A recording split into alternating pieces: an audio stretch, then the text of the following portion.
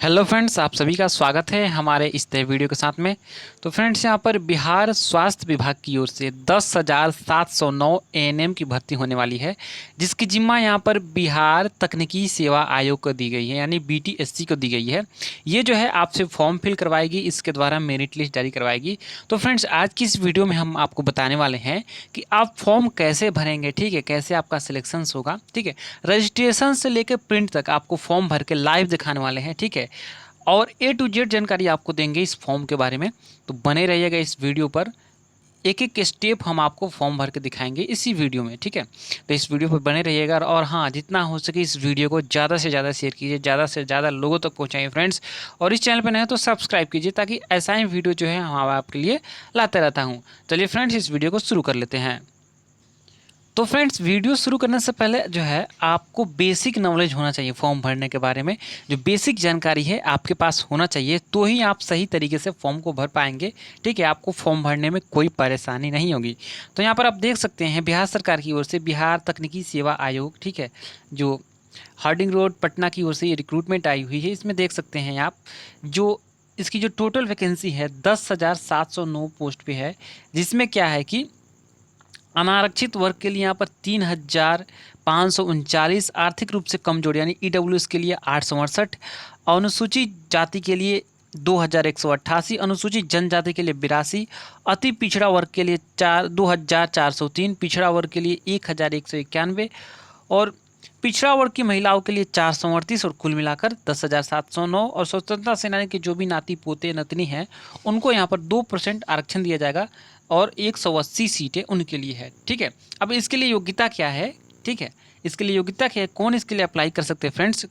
तो जो महिला, ठीक है, जो महिला एएनएम कर रखा है, ठीक है, भारतीय उपचर्या परिषद नई दिल्ली द्वारा, ठीक है, समय समय पर अवधि, ठीक है, ये जो कोर्स जो है अगर आपने कर रखा है, अगर आपका रजिस्ट्रेशन बिहार परिचारिका निबंध परिषद, ठीक है, बिहार परिचारिका निबंध परिषद, ठीक है, यानी अगर आपका रजिस्ट्रेशन बीएनआरसी से है तो ही आप इसके लिए अप्लाई कर सकते हैं। जैसे कि बहुत लोग हैं यहाँ पर मध्य प्रदेश से, यूपी से, दिल्ली से एएनएम कर रखा होगा, ठीक है, तो उनका रजिस्ट्रेशन यहाँ पर बिहार में होना चाहिए, तो ही उसके लिए अप्लाई कर सकते हैं।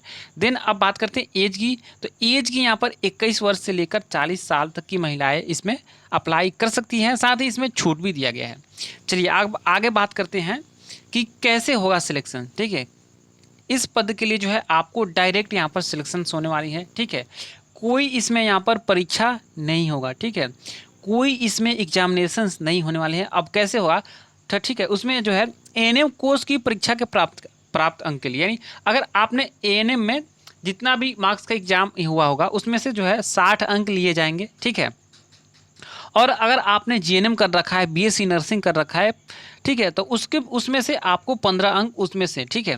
उसके बाद जो है बिहार राज्य के अगर संविदा पर आप कार्यरत हैं, पहले से नर्स हैं, ठीक है, पहले से अगर आप संविदा पर कार्यरत हैं तो उसमें से जो है 1 साल के अनुभव के आधार पर आपको 5 अंक दिए जाएंगे। जैसे कि अगर आपने 2 साल का अनुभव है तो आपको यहाँ पर 10 अंक दिए जाएंगे संविदा पर, अगर आपने कार्यरत होगा बिहार के किसी भी हॉस्पिटल में, ठीक है। तो ऐसे आपका जो है अंक जोड़े जाएंगे और इस आधार पर जो है आपका यहाँ पर मेधा सूची तैयार किया जाएगा और उसी मेधा सूची के आधार पर आपका जो है यहाँ पर सिलेक्शंस होने वाले हैं, ठीक है।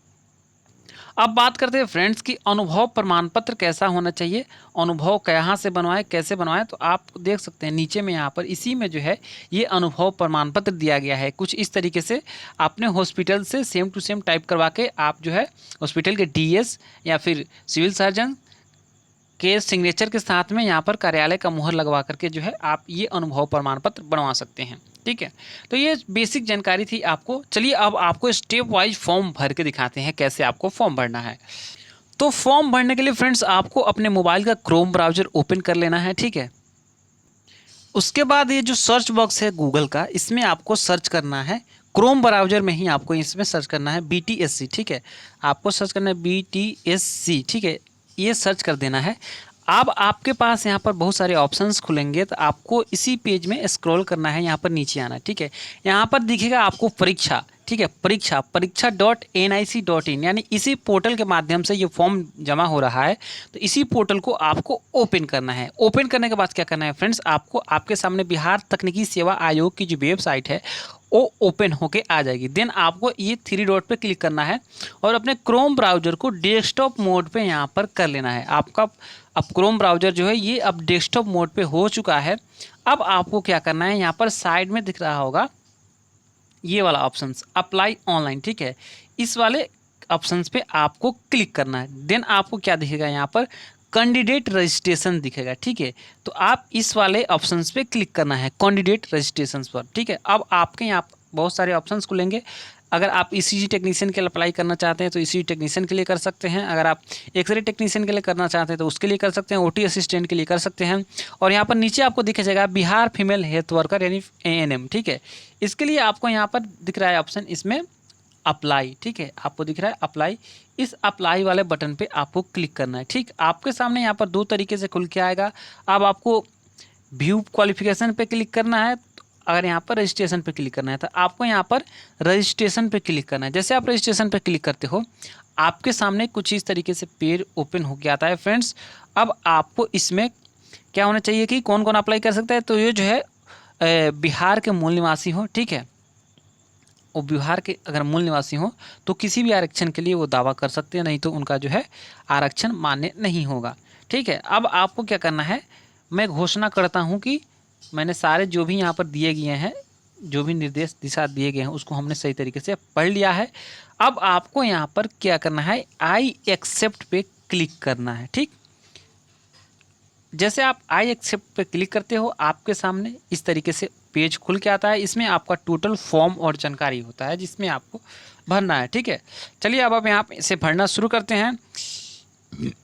यहाँ अपना कैंडिडेट नेम, यहाँ फादर्स नेम और यहाँ मदर्स नेम एंटर करना है। जैसे मैं यहाँ पर एंटर कर लेता हूँ नेहा सिंह, ठीक है, मैंने यहाँ पर नाम एंटर कर लिया नेहा सिंह। और यहाँ पर मैंने यहाँ पर फादर्स नेम दे दूंगा शिव शंकर सिंह, ठीक है, मैंने यहाँ पर नाम लिख दिया, ठीक। अब आपको क्या करना है, मदर्स नेम जो भी हो यहाँ पर एंटर करना है। तो फ्रेंड्स हमने अपना candidate name, father's name, mother's name enter कर लिया है। और यहाँ से अब आपको अपना डेट ऑफ बर्थ सेलेक्ट कर लेना है। जैसे कि मैं यहाँ पर सेलेक्ट कर लेता हूँ 10 दिसंबर, मैं यहाँ से सिलेक्ट करता हूँ 10 दिसंबर 1995, ठीक। अब आप यहाँ से जेंडर सेलेक्ट कर लीजिए, बेसिकली फीमेल के लिए है। अगर आप ट्रांसजेंडर है तो ट्रांसजेंडर सेलेक्ट कर लेंगे। अब यहाँ पर अपना सेलेक्ट करना है। अगर आप मैरिड है तो यस पे क्लिक करना है, नहीं है तो नो पे क्लिक करना है। तो फ्रेंड्स यहाँ पर मैं नो पे क्लिक करूँगा। देन आपको यहाँ पर सिटीजनशिप सेलेक्ट कर लेना। तो आप इंडिया से हैं तो बेसिकली इंडिया। आपका धर्म कौन सा है यहाँ से सिलेक्ट कर लेना है। आप किस स्टेट के निवासी हो, ठीक है, तो मैं यहाँ पर सिलेक्ट कर लेता हूँ अपना स्टेट। अब नीचे यहाँ पर are you dependent on freedom fighter, अगर आपके पापा जी फ्रीडम फाइटर हैं तो यस पे क्लिक करना है, नहीं है तो नो पे क्लिक करना है, ठीक है। अगर आप हैंडीकैप्ड है, ठीक है, दिव्यांग कैटेगरी से आते हैं तो इस पर क्लिक करके आपको यस पे क्लिक करना है। अगर आप नहीं है तो नो पे क्लिक करना है। अब अपना यहाँ पर होम डिस्ट्रिक्ट सेलेक्ट कर लेना है। जैसे मैं यहाँ पर होम डिस्ट्रिक्ट सेलेक्ट कर लेता हूँ, ठीक। उसके बाद आप अपना कैटेगरी यहाँ से सिलेक्ट कर सकते हैं, आपका कैटेगरी जो भी हो। मैं यहाँ पर कैटेगरी सिलेक्ट कर लेता हूँ जनरल। अब आपको यहाँ इस वाले बॉक्स में अपना मोबाइल नंबर और इस वाले बॉक्स में अपना ईमेल आईडी लिखना है। तो चलिए हम इसको भरते हैं। तो हमने ईमेल आईडी मोबाइल नंबर भर दिया। अब यहाँ पर एक सर्विसमैन अगर आप हैं, आपके पिताजी एक सर्विसमैन है, ठीक है, तो आप जो है इस पर सेलेक्ट कर सकते हैं। अगर आप कार्यरत हैं पहले से संविदा पर, ठीक है, या फिर नियमित तो भी आप इसमें कर सकते हैं, ठीक है। तो मैं यहाँ पर नो पे क्लिक करूँगा, ठीक। यहाँ पर आपको यहाँ पर दिख रहा है नॉन पब्लिश्ड एडवर्टाइजमेंट डिटेल्स, ठीक है। यहाँ पर लिखा हुआ है are you eligible to apply non publish ANM advertisement in 2015 and subsequent years, ठीक है। तो आप अगर आप इससे संबंधित है तो यस, अगर आप नहीं है तो नो पे। देन आपको यहाँ पर क्या करना है कि are you registered in Bihar nursing council Patna, तो आपको यहाँ अगर यस पे क्लिक करना है अगर आप रजिस्टर्ड है, ठीक है। और यहाँ पर क्या करना है, अपना यहाँ पर रजिस्ट्रेशन सर्टिफिकेट नंबर और यहाँ पर ईयर सेलेक्ट करना है। जैसे आप सर्टिफिकेट नंबर डाल देते हो, यहाँ से सर्टिफिकेट जो है इश्यू हुआ है, कब इश्यू हुआ है, ठीक है, उसको यहाँ पर ईयर सेलेक्ट कर लेना है। देन आपको नीचे यहाँ पर एड्रेस लिखना है, ठीक है। एड्रेस को मैं यहाँ पर हाइड कर देता हूँ, आपको नहीं दिखाऊंगा, ठीक है। यहाँ अपना जो है नाम लिख देना है, अपने फादर्स का नाम, ठीक है। यहाँ अपने गांव का नाम, यहाँ पोस्ट, ठीक है। उसके बाद जो है यहाँ अपना पुलिस स्टेशन, आपका विलेज और पिन कोड लिख लेना है। तो फ्रेंड्स मैंने यहाँ पर अपना भर लिया है जो भी एड्रेस था मेरा। अब यहाँ पर आपको क्या करना है, एकेडमिक क्वालिफिकेशन देना है, ठीक है। आपने 10th किस बोर्ड से कर रखा है उसको यहाँ पर लिखना है, ठीक। बिहार स्कूल एग्जामिनेशन बोर्ड जब मैं यहाँ पर सिलेक्ट कर लेता हूँ, आपका पासिंग ईयर क्या था वो आपको यहाँ पर सिलेक्ट कर लेना है, ठीक है। आपका रोल नंबर क्या था आपको यहाँ पर सिलेक्ट कर लेना है, ठीक। आपको क्या करना है, अब नीचे यहाँ पर आपका टाइप क्या है, अगर मार्क्स है तो मार्क्स, परसेंटेज है तो परसेंटेज, जो भी हो आप यहाँ पर सिलेक्ट कर लेंगे। आपका मार्क्स कितना आया था वो यहाँ पर लिख लेंगे। ओबिडेंट मार्क्स में आपके मैक्सिमम मार्क्स कितने नंबर के एग्ज़ाम हुए थे, 500 यहाँ पर मैं लिख लेता हूँ। उसके बाद 500, उसके बाद आपको क्या करना है, यहाँ पर परसेंटेज पर क्लिक कीजिए, आपका परसेंटेज ऑटोमेटिक यहाँ पर आ जाएगा, ठीक है। यहाँ से आप डिवीज़न सिलेक्ट कर लेते हो, तो मैं यहाँ पर फर्स्ट सिलेक्ट कर लेता हूँ, ठीक है। आगे यहाँ पर देखें, अगर आपने कंप्लीट कर रखा है इंटरमीडिएट तो इस चेक बॉक्स पर क्लिक करके आप अपना डिटेल डाल सकते हो। अगर आप नहीं किए हो तो यहाँ पर नहीं डाल सकते। तो जैसे मैं यहाँ पर कंप्लीट कर लिया हूँ तो यस पे क्लिक करेंगे और यहाँ पर इंटरमीडिएट का भी डिटेल्स यहाँ पर मैं दे देता हूँ। जैसे मैं यहाँ पर Bihar school examination board select करूँगा, हमने कब पास किया था उसको सिलेक्ट करूँगा। यहाँ पर अपना रोल नंबर,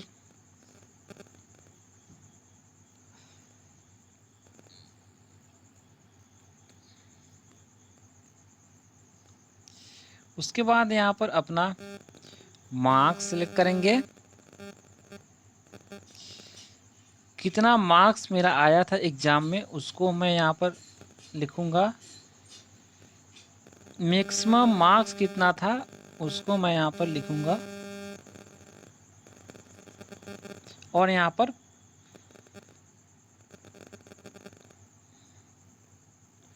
परसेंटेज पे क्लिक करके ऑटोमेटिक मेरा परसेंटेज आ जाएगा और डिवीज़न भी मैं यहाँ पर सेलेक्ट करूँगा, ठीक। अब यहाँ पर एएनएम के लिए आपको देना है, ठीक है, जो इनिशियल क्वालिफिकेशन से एएनएम, आपका ब्रांच तो एएनएम था ही, ठीक है। और यहाँ पर इसमें जो है, इसमें आपको अफर्मेशन में यस या नो पे क्लिक करना है। जैसे मैं यहाँ पर नो पे क्लिक करता हूँ, यहाँ पर आपको कॉलेज और इंस्टीट्यूट टाइप दिया हुआ है। आपका कॉलेज इंस्टीट्यूट गवर्नमेंट था या फिर प्राइवेट था, तो गवर्नमेंट में यहाँ पर सिलेक्ट कर लेता हूँ। आपका कॉलेज किस कॉलेज से आपने एएनएम कर रखा है, ठीक है, तो मैं यहाँ पर उसको क्या करना है, आपको लिख लेना है, ठीक है।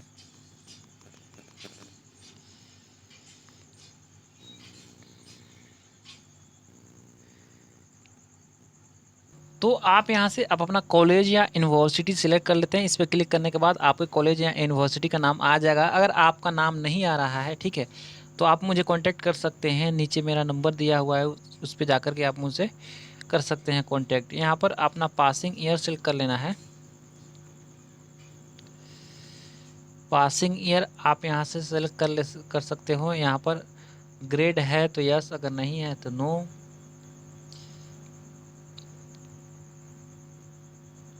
उसके बाद जो है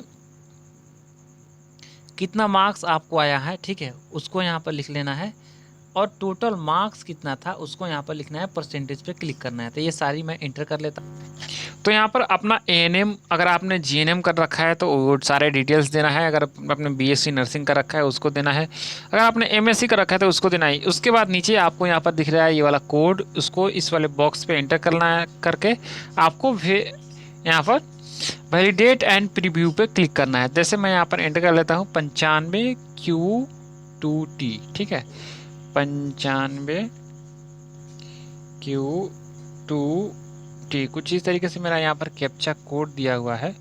इसको क्लिक करने के बाद यहाँ पर वैलिडेट एंड प्रीव्यू पे क्लिक करेंगे। तो फ्रेंड्स, आपके सामने ये कुछ तरीके से फॉर्म का प्रीव्यू आ जाएगा। इसको क्या करना है, आपको सही तरीके से मिला के, सही तरीके से सावधानीपूर्वक से आपको मिलाना है। सारे डाटा को आपको मैच कर लेना है, आपने सही तरीके से भरा है कि नहीं। उसके बाद इस सबमिट पे क्लिक करना है, ठीक है। इसके बाद यहाँ पर ओके क्लिक करना है। अब फ्रेंड्स, आपके रजिस्टर्ड मोबाइल नंबर और रजिस्टर्ड ईमेल आईडी आपने जो दिया है उस पर एक OTP गया होगा। उस OTP पर यहाँ पर सबसे पहले वेरीफाई ईमेल को करना है, उसके बाद मोबाइल नंबर को। तो मैं यहाँ पर वेरीफाई ईमेल पे क्लिक करता हूँ। उसके बाद हमारे ईमेल पर एक OTP आएगा, उसको यहाँ पर क्लिक करके वेरीफाई पे क्लिक करेंगे। अब मेरे ईमेल पे OTP आ गया है, उसको मैंने एंटर कर लिया है। अब वेरीफाई पे क्लिक करेंगे और हमारा ईमेल आईडी यहाँ पर वेरीफाई हो चुका है। उसके बाद वेरीफाई मोबाइल नंबर पे क्लिक करेंगे। हमारे मोबाइल नंबर पे एक OTP आएगा, उसको यहाँ पर एंटर करेंगे। अब हमारे मोबाइल पर भी OTP आ चुका है, उसको मैंने एंटर कर लिया है। यहाँ पर वेरीफाई करेंगे, हमारा मोबाइल नंबर वेरीफाई हो चुका है। उसके बाद आप इस व्यू रजिस्ट्रेशन स्लिप पे क्लिक करके आप अपना रजिस्ट्रेशन स्लिप देख सकते हैं। तो फ्रेंड्स, आपके सामने कुछ इस तरीके से आ जाएगा। आपने जो भी डिटेल्स दिया है टोटल इसमें आ जाएगा। अब आपको क्या करना है फ्रेंड्स, यहाँ पर प्रोसीड पेमेंट, ठीक है। टोटल फ़ी यहाँ पर 50 रुपये आपको यहाँ पर पेमेंट करने होंगे। तो प्रोसीड फॉर पेमेंट पे क्लिक करेंगे।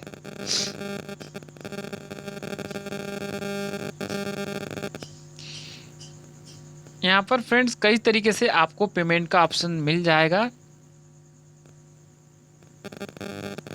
आप ऑनलाइन कर सकते हैं, ठीक है। तो मैं यहाँ पर प्रोसीड फॉर पेमेंट पे क्लिक करेंगे, उसके बाद ओके पे क्लिक करेंगे।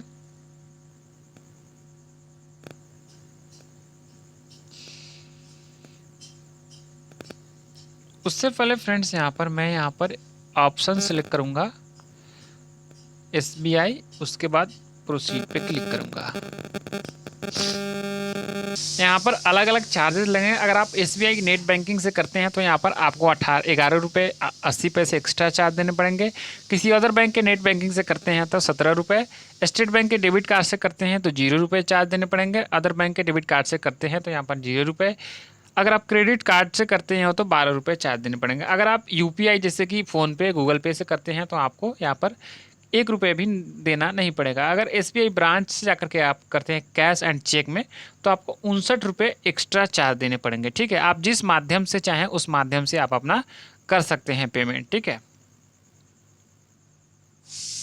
मैं यहाँ पर UPI सेलेक्ट किया हूँ और UPI में जाकर के आप यहाँ पर QR कोड पे क्लिक करेंगे। इस QR कोड को आप स्क्रीनशॉट लेके अपने फ़ोन पे या फिर गूगल पे में जाकर वहाँ से स्कैन पे क्लिक करके गैलरी से सेलेक्ट करके आप पेमेंट कर दीजिए 50 रुपये। और नेक्स्ट प्रोसेस पे आपने जो भी फॉर्म दिया हुआ है उसको फिल करके सबमिट कर दीजिए, ठीक है। कुछ इस तरीके से आप अपना फॉर्म सबमिट कर सकते हैं, ठीक है। अगर आप इसमें किसी तरह की कोई डाउट हो आपको, ठीक है, तो आप मुझे मैसेज कर सकते हैं। मेरा व्हाट्सएप नंबर नीचे दिया गया है, वहाँ से जाकर के आप मुझे कांटेक्ट कर सकते हैं किसी भी तरीके की समस्याओं के लिए, ठीक है। आज के इस वीडियो में इतना ही। वीडियो को ज़्यादा से ज़्यादा शेयर कीजिए, लोगों तक पहुँचाइए। मिलते हैं किसी नए वीडियो के साथ में, तब तक के लिए थैंक्स फॉर वॉचिंग।